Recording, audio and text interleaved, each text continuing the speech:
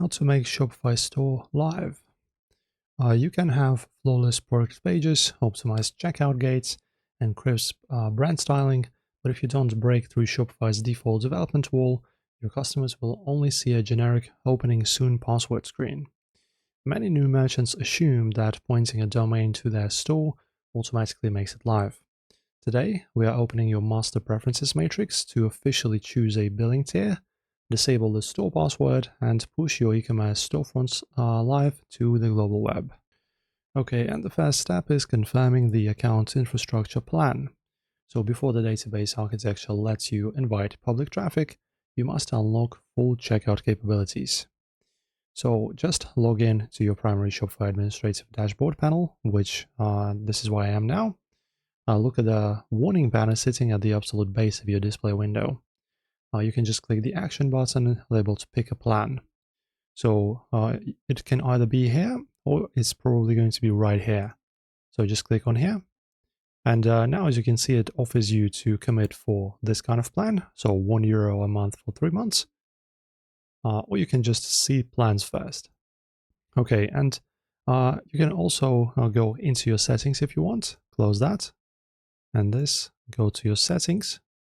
Navigate to plan right here, and in here you can choose a plan, as you can see. So from either way you can go to the same interface, and then just select your target operating tier, whether it's basic, Shopify, or advanced.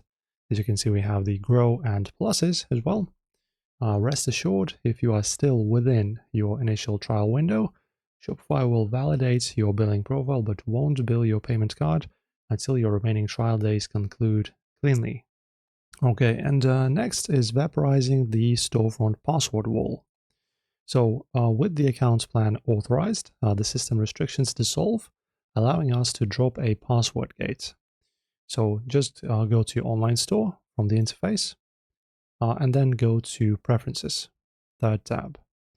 Then just scroll down deeply through your metadata analytics.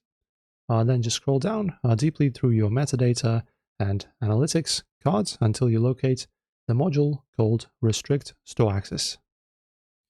If you don't see it, that's fine. As you can see now, my password protection is actually locked because I don't have a plan. And as you can see, this button is grayed out. I can't even do anything with it. So as you can see, you just need to pick a plan. Then you instantly get this unlocked, of course. Then you, of course, disable your password. And then you can easily publish your store. In the next step, I will show you how.